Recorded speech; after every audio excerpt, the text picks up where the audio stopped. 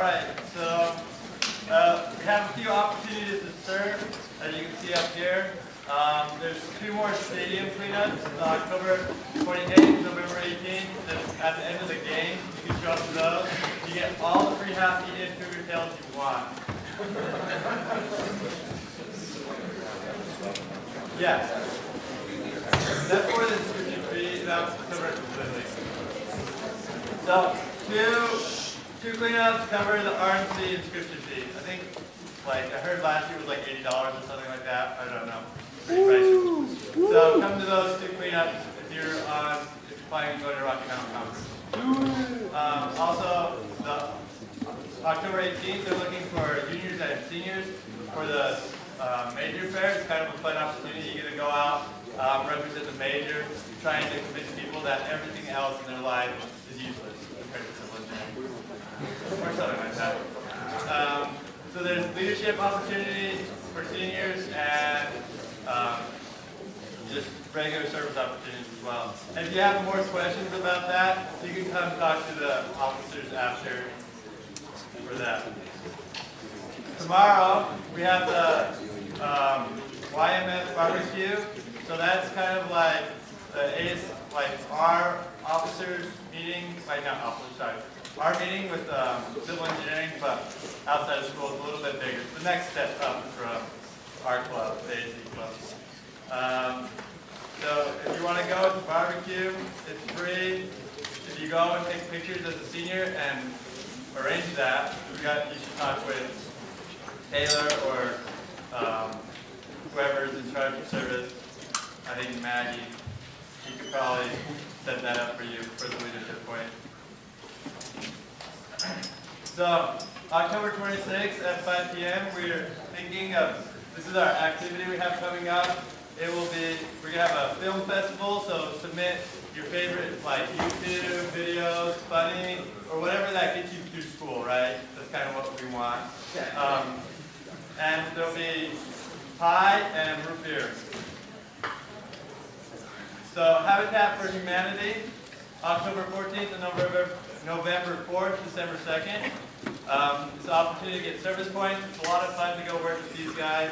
They really do help the community out a lot. And you'll be able to learn how to build stuff, which is really awesome.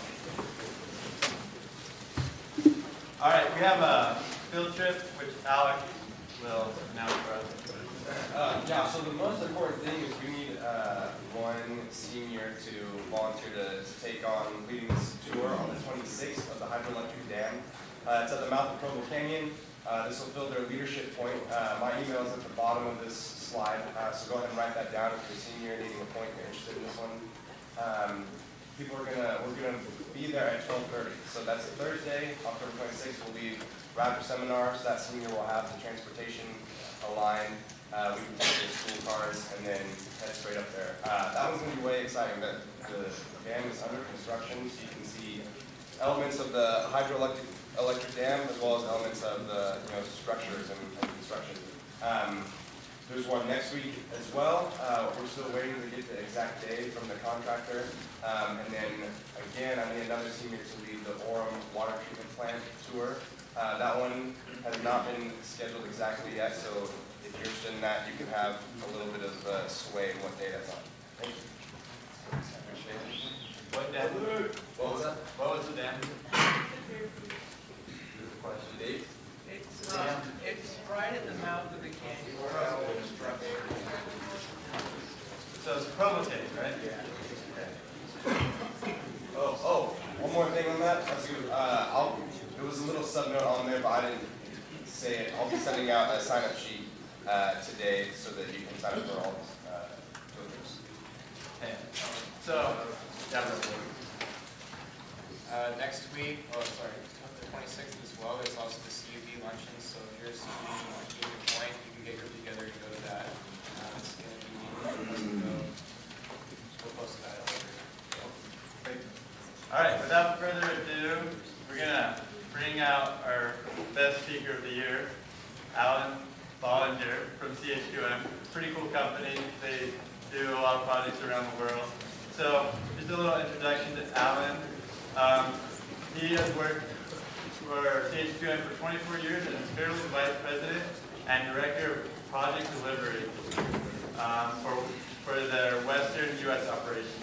He is best known throughout the firm for the leadership courses he has designed and launched, training hundreds of emerging leaders in his organization on how to reach their full potential and advance their careers.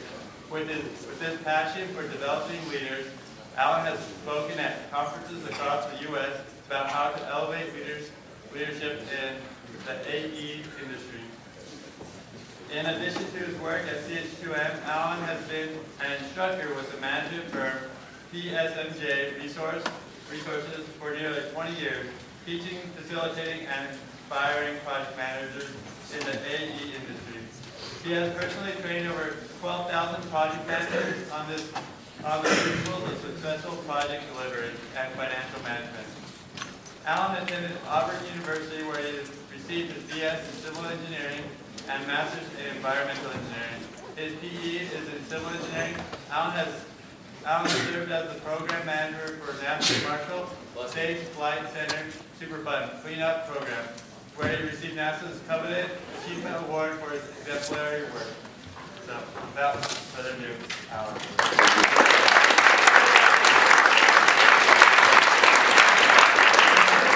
I appreciate Levi's introduction there. He read it just like I wrote it. But the one thing that was missing off of there he didn't tell you is I played football at Auburn University. And and that was a long time ago. But then I stayed and coached for a couple of years after I finished playing. And I remember the year was 1983, and we were playing Alabama. And we had lost 10 straight years to Alabama. And this was when I was coaching in '83, so this is the second year I was coaching there. And I remember at halftime, the coach had us in the locker room with the team, and we were winning at halftime. And he made a statement that stayed with me for my entire career now, and the rest of my life, and that was, he told the guys around in the locker room, he says, "Men, you've got 30 minutes against the rest of your life." Meaning that's 2 15-minute quarters, 30 minutes against the rest of your life. You're going to, however you finish this game, you're going to think about it, remember for the rest of your life. And I thought about how many times things that are 30 minutes make a difference in our life. Think of sacrament meeting. From about the time we start singing the hymn, and the men prepare the sacrament, and it gets passed, and we finish up, and they get dismissed to go sit back down. It's about 30 minutes, isn't it? 30 minutes against the rest of your life. Maybe even 30 minutes against the rest of your eternity. So for today, all right, I'm going to present. Brian asked me and to come and to speak about some things maybe you don't hear or you don't get in school. All right, so I'm going to go a different direction here. I'm going to give you 15 thoughts today. 15 thoughts that I've learned over the last 35 years that if you will jot them down. How many juniors and seniors do you have in here? Okay, most of you juniors, that's good. You're going to start using these freshmen and sophomores, put it, you write it down, stick it away, and bring it back out later, all right? But I'm going to give you 15 career thoughts today that I think over the next 30 minutes, if you will take them and apply them as you start your career, I'm going to accelerate you. And this is a bold kind of a comment, all right? Don't mean to be arrogant, but it is bold. I'm going to accelerate you today in 30 minutes, 3 to 5 years past all of your colleagues that you start working with. Okay, that's the goal for today. All right. So the first one, I go out and I do a little bit of running. I was doing my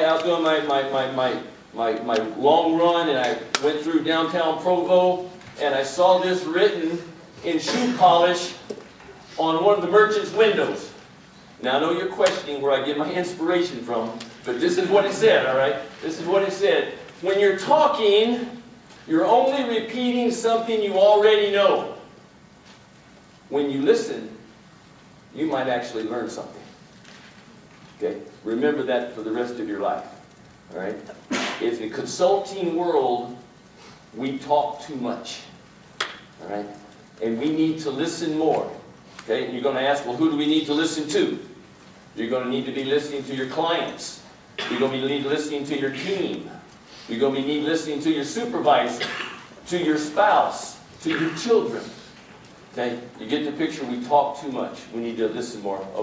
A philosopher once said, never pass up a great opportunity to keep your mouth shut. All right, we need to remember that. We need to remember that. Okay. Number 2, when you get to the answer you want, stop talking. All right? So we're in a NASA meeting, and I was the program manager for the Superfund cleanup program at Marshall Space Flight Center in Alabama. That's where they tested the rocket engines. And the way they would clean the rocket engines on the test stand, when they got through testing them, they would pour tetrachloroethylene on it, TCE, and just let it run down and run out into the pond. Well, that wasn't very good practice, and they contaminated a lot of area and made a really big mess. So we put together a sampling plan. We had to go out there and take samples of the soil to see what needs to be, in different areas, what needs to be cleaned up. We put together a very sophisticated sampling plan that would require just an order of magnitude or 2 orders of magnitude less sampling to be done. And so we're in a meeting, and we're presenting this to the EPA, to the oversight person, and we spend a half a day going through this complicated sampling plan. And she finally says at the end, Alan, I think I understand what you guys want to do. That sounds like a good plan. And my risk assessor is sitting next to me, raised her hand. She says, can I ask one more question? So she asked her question, and the EPA person said, well, is that what you're going to do? Well, you can't do that. And they made us go out there and take $1 million worth of samples extra. And we came up with the same answer, no cleanup in this area necessary. Do you think my client was very happy? When you get to the answer you want, stop talking. Okay? All right. This one you have to think about for a minute. If you don't have 30 minutes to plan your day, you better take an hour. All right? So think about that. The next couple are going to kind of follow along with these. So how many of you in here make lists? How many make to-do lists? Okay, good. How many of you at the end of the day have more on your list than you started with? Okay? Now, be honest. How many of you in here will actually add something to your list that you've already completed just so you can mark it off? You got a real problem. I do that too. And there's studies that show there's some kind of something getting off in the brain when you mark that off and it makes you feel good. All right? But I was reading a book recently, and the book is entitled The One Thing. Really fascinating book. It's the CEO of a high-powered company. And he decided that he was going to focus on just one thing. He picked out one thing, and in his case it was hiring great talent. Now, CEO is supposed to do a lot of things. That's the only thing he focused on. And he delegated everything out to everybody else to do, and then the story is how well the company did. Now, I haven't gotten my focus to that extent yet, but here's what I would like to ask you to do that I think you'll find interesting, and that is, I need you to turn your to-do list into a success list. And the way you do that is, you look at all the things you have written down, and think about it for a minute. You're not getting them all done anyway, that's why the list is getting bigger. Okay? So you're going to have to get used to not getting everything on your to-do list done. But what I want you to do is I want you to look at that to-do list, and I want you to use that old 80-20 rule, and I want you to find 20% of those things on that list that will actually help you move the dial. That'll be the game changers. You put those 20% of those things on your list, and that becomes your success list.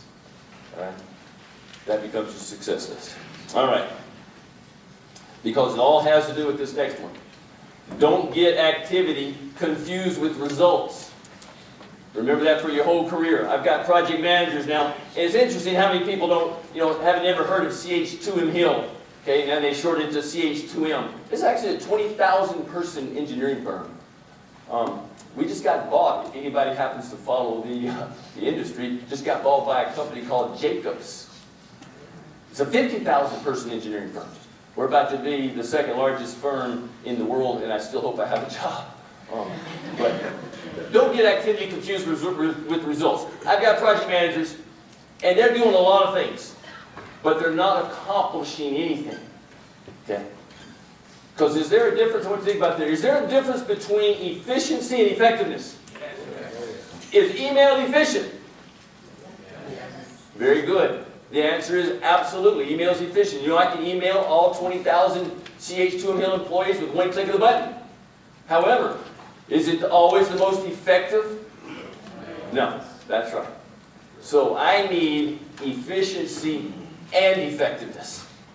Okay? If you're only being efficient, then you're probably only dealing with things that are activities. Right?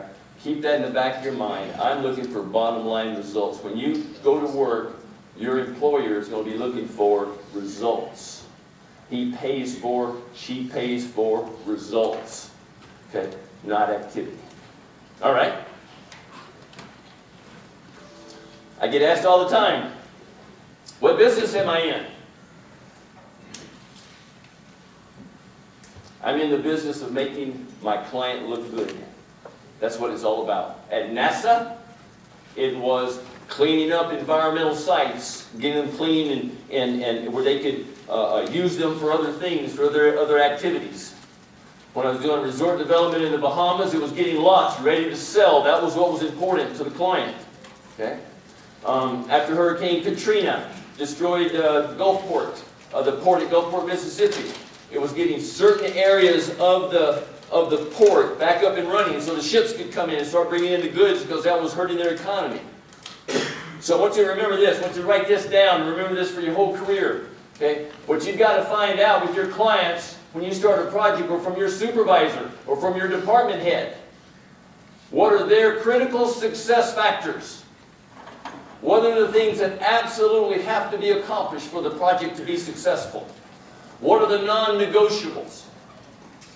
And they're not always written down. How are you going to find them out? You're going to have to ask. We're going to have to talk, okay, to find out what those critical success factors are. And then you want to focus on delivering those, and that will be the results that you need to get. All right? Okay. That's number 6.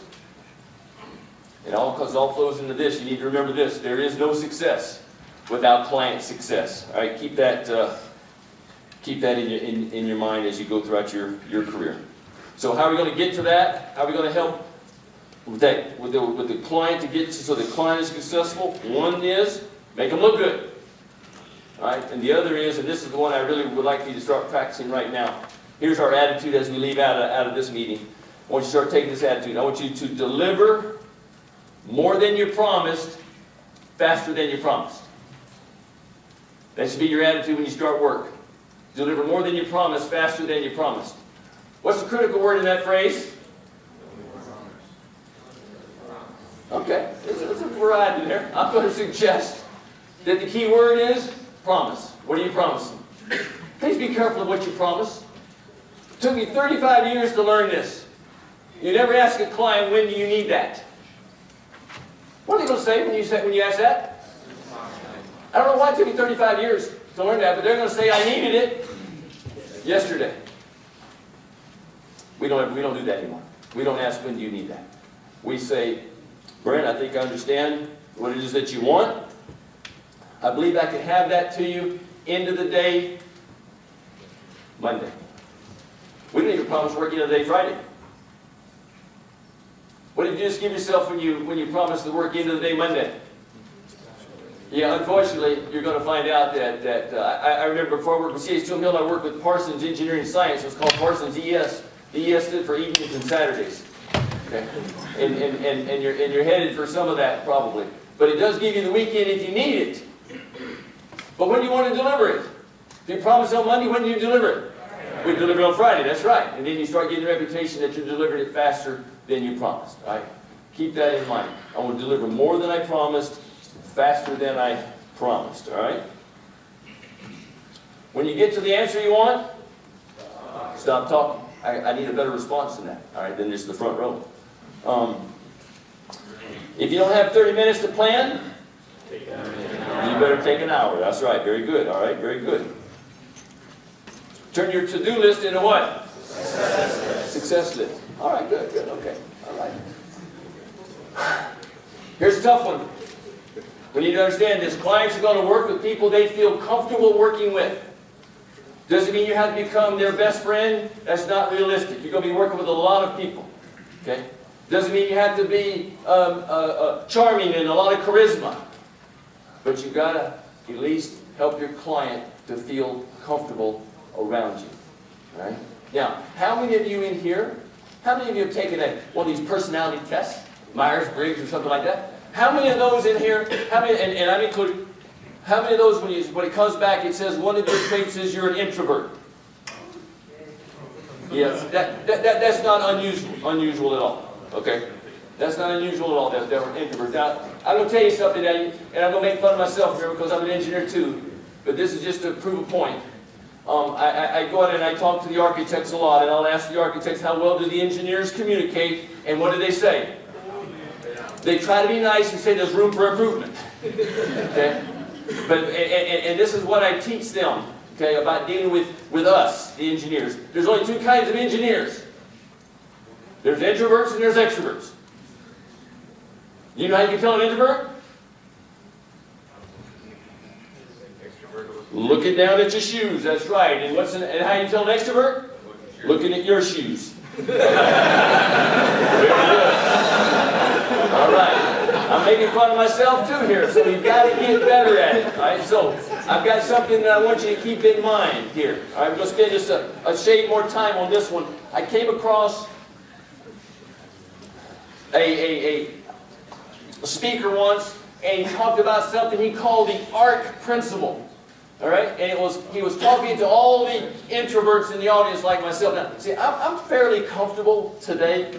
I'm on stage, right? I'm comfortable at this. But you get me off stage, Isaac came and started talking to me before we started here with only a few people in the room, and he's talking to me, and I'm looking down, he's looking down, and he's actually looking up. I'm still looking down. And one-on-one, I'm very uncomfortable. Very uncomfortable. So the question is, how do you start a conversation with a client when you're an introvert? Well, this is what the ARC principle is all about. And what this professor said, what this speaker said was, you want to look for a shared affinity. Something you have in common. Okay, so I've got my go-to, all right? I've got two topics that I feel comfortable with. One is sports, and one is kids. I've got 6. I can talk about kids. The problem is, you can't be personal and talk about kids to start off with, all right? So my go-to is always usually about sports. I'll meet somebody, here's my pattern. When I meet somebody, I'll ask them, where did you go to school? Oh, went to BYU. Oh, so you're a Cougar. And then I sit back and see if that takes or not. All right? And it really works well. So I'm at the port of Gulfport, Mississippi. And I'm going in to meet the client for the first time. All right? And I'm always nervous about that. And I walk in, and to make it even worse, he's about this tall. Big guy. And I see on the wall behind him, he went to Vanderbilt.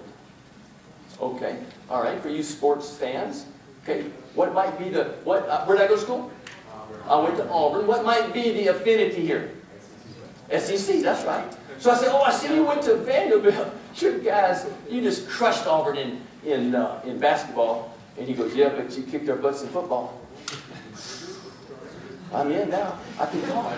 So here's the problem. See, when I walk into an office in Florida, to a client's office, what do they have mounted on the wall every time? Well, they do if you're a Gator fan, you probably do have something from Florida State mounted on your wall. But normally when you walk in, there's a fish on the wall in there. And what all the studies tell you to do, you're supposed to go in there and say, oh, well, what kind of fish is that? Where did you catch that fish? I can't do that. Because eventually I'm going to get exposed and I don't care. Because I'm thinking, why did you have to mount it? What did the fish do to you? Okay? So that doesn't work for me. I got a guy in my office, he's wonderful at that. He's our business development. He goes, oh, that's a such and such marlin, isn't it? I bet you caught that off the whatever reef over there. What kind of, he's unbelievable. He walked in, it doesn't matter if it's a fish or a walrus, it's a painting. Oh, that looks like a such and such painting. He's unbelievable. I'm not like that. Okay. So I walk in there, and I have to look for the shared affinity. Now, what this professor said was, if you get a shared affinity, then it's going to be a shared reality. You're not going to have to fake it anymore. Now you can feel comfortable talking. And here's the interesting thing that I found out over years. Most of the time, guess who you're talking to? Another fellow engineer. And guess what? They're just as uncomfortable as you are. And now you've helped them find the shared affinity, and now they're feeling comfortable. And clients are going to work with whom? People they feel comfortable with, right? And so then, he said it would lead to shared collaboration, which means that we're just going to have better conversation. It's just going to be better conversation. Start with an arc, all right? Keep that in mind. That'll help you out. Okay. All feedback is good feedback. You got to remember this one for the rest of your career. All feedback is good feedback. It may not be fair feedback. It might not even be correct feedback. Okay? I get called in all the time. Now, usually when there's a problem, when CH2M Hill has done something wrong, and I'll walk in, I'll be talking to the client, he's very upset, he makes this wide sweeping comment like, you guys at CH2M Hill, all 20,000, you guys can't get anything right. And in my mind, I'm thinking, you think we're bad, you want to see your staff. Okay? But instead, I want you to memorize this phrase right here. That's good feedback, because I can do something about that, and I will. The temperature in the room just goes down. Okay? If you don't get defensive, and you just say, that's good feedback. And the reason that's good feedback is because I can do something about that, and I will. All right? Got to get you out of a lot of uneasy conversations. Right? Okay? All right? All feedback is good feedback. Okay, let me make another bold statement then. I think you can actually gain credibility in making a mistake. How can you gain credibility in making a mistake? I'm not even going to go in and talk to the professor who never makes a mistake because he never relates to me. Okay. You could then focus on that. You got to own it's all in how you respond. Remember that for your whole career. Now here, I'm going to give you 5 steps for this. All right, 5 easy steps to remember here. Okay. The first thing you want to make sure is they hear it from you first. Okay? If you make a mistake, we don't want to, when you're in the office and you make some mistakes on some drawings, you don't want to have some colleague over there telling your supervisor that you made Colleen over here made this mistake. Not mine, it's hers. Okay? We don't want somebody in the client's office telling somebody that, about how a mistake was made. We want them to hear it from you first. All right. Now, when you have to own up to it, which was good, that's not my first step. How do you want them to hear it? Face to face, or voice to voice, live. Here's the rule: we never bury bad news in an email. We never bury bad news in a voicemail. I broke my own rule. We were working with this project over in the Bahamas, big resort development. The client called and he was very unhappy with how the beach lots had been graded out on the beach side of the resort. And it took me a while to kind of explain to him as we were going through it that actually all we were doing was following what his staff had told us to do. Well, we finally got to the end of the conversation and he still wasn't very happy, but at least he stopped yelling at me. And we hung up the phone. And then as soon as I hung up the phone, I thought to myself, if he does not like the way they graded the beach lots, then he's not going to like the ones across the street on the canal either. And so I picked up the phone thinking I better tell him about how we did this because it was going to, I can get it straightened out, but he needed to know it. And it rolled right over to his voice message. And I left a voice message about what we did. It wasn't 5 minutes later, I'm telling you, he had blistered everybody with the emails. Everybody. Because you don't leave bad news in a voicemail. Okay? Remember that for your whole career. All right, so now, once you're in front of them, face to face, now what do you have to do? You said it? You gotta own up to it. You gotta take accountability that this is a mistake that was made. Just remember this for your whole career. If your client gets mad, let them vent. Let them vent. You made the mistake. They deserve that. Don't jump in. Don't jump in yet. When they get through, now what are we going to do? What's the last step? A solution or more than one solution. Interesting thought, isn't it? What happens if you present one solution and they don't like it? You're still at odds. We want to present more than one solution, if at all possible. Okay? And then simply implement and follow through with what they have decided that they want you to do. Make sure they hear from you first. Face to face or live, voice to voice. We don't bury bad news in email. We don't bury bad news in a voicemail. You got to take accountability for the mistake that was made. Present more than one solution, if at all possible. Then go implement it and follow through and make sure it's done correctly. I'm going to suggest you can actually gain credibility in making a mistake. You make the mistake again, you're going to lose all that credibility. Leaders are measured by what they get done through others.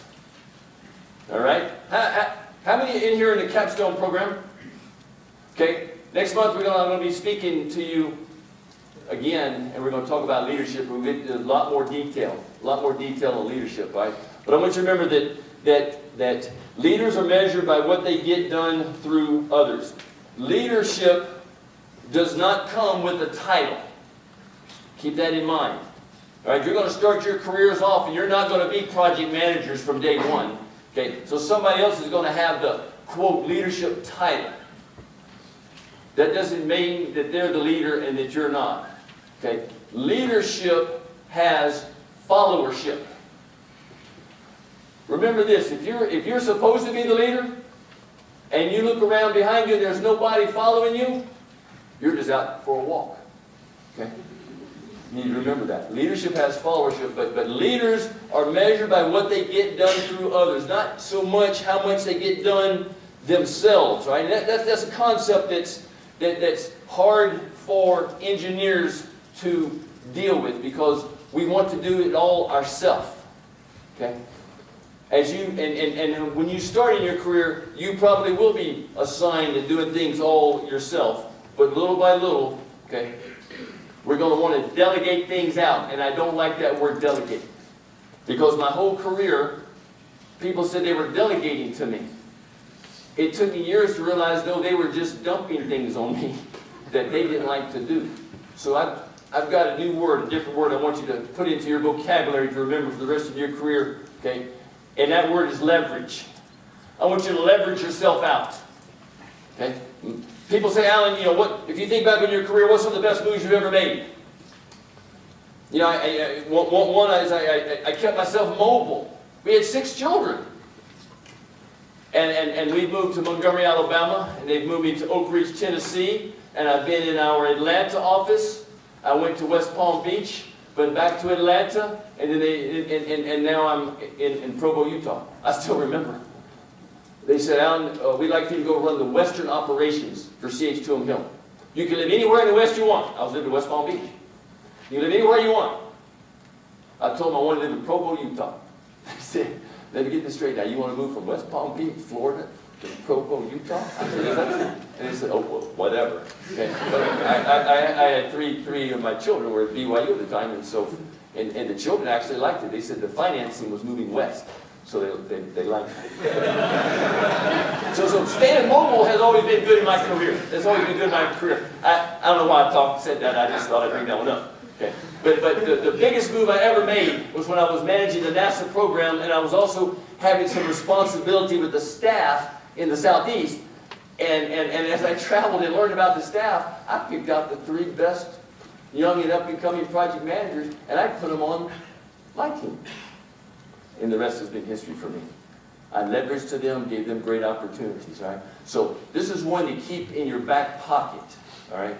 You probably won't get to start off using this one, but just remember, leadership is judged, is measured by how much you can get done through others not necessarily what you can get done by yourself, okay? All right? People have a tendency to more closely follow that which they create. That's human nature. That's just human nature. Okay, you're going to be working on teams. All right? And eventually you're going to be leading teams. When you're leading a team, what do you need from the team? I need results. I need them to buy in. I like the word buy in. I need them to take ownership. Remember, leaders are judged by what we get done through others. You as a project manager on a team are going to be judged by how much the team gets done. I need them to buy in. I need them to take ownership. The word CH2M that we use is endorsement. Don't write that down. That's copyrighted. Can't use that. I'm just teasing. Okay. Endorsement is a process. How do you get people to buy into anything? How do you get people to buy into your idea? You got to make it feel like it's part of their idea. That's right. So the first step in endorsement in this little process is I need input. Give me some ideas. Now, what do you have to do with that input? You got to try the best you can to use it. Okay? You got to try to incorporate it in. And then I'm going to sit down and I'm going to say to Levi, Levi, can you live with it now? And I'm going to get him to commit to it. We call that the process of endorsement. The process of buy-in, the process of getting ownership. Remember that for your whole career. People have a tendency to more closely follow that which they have created. All right? And seek fame. This one sounds funny, doesn't it? Sitting here, nice, humble students from BYU, and I'm here telling you, and I just came out of Sacrament meeting Sunday too, just like you, and I'm telling you to seek fame. Here's what I mean by that. Okay? I want you to get published. Not only do I want you to be a part of a professional association, I want you to take a leadership role in that association. Okay? I want you to speak at conferences. I want you to sit on advisory boards. And you know how much you're going to get paid from your firm to do all those things? You're not going to get paid. Okay? That's where you got a chance to really make a difference. Because what have you been taught your whole careers? Haven't you? While you've been here. You guys are all used to that. It's part of your makeup. It's part of your being. You're used to serving. The problem that I have with my project managers is they want to get paid for every hour they work. Right? And so they miss all these opportunities to build and grow their careers because they're sitting back saying, well, they're not paying me. I'm not going to go to that meeting. You're going to have a leg up on everybody because of what you've been taught to do, which is some things you don't have to get paid for. And you know that you're going to get paid back many times over. Now, that has to do with when you're serving your neighbor and your community and your family. Well, guess what? It even applies when you serve and give of yourself to the industry. Right? Keep that in mind for your whole career. Okay, so now let's see how we did, and we'll wrap this thing up. When you're talking, you're only repeating what you already know. When you listen, you might learn something. Very good. When you get to the answer you want, stop talking. Are you trying to tell me something? If you don't have 30 minutes to plan your day, you better take an hour. Very good. Turn your to-do list into successes. Don't be looking down at your notes. Don't get activity confused with results. Very good. What am I in the business of? I'm in the business of making my clients look good. I like that. There's no success without client success. Ooh, that was weak.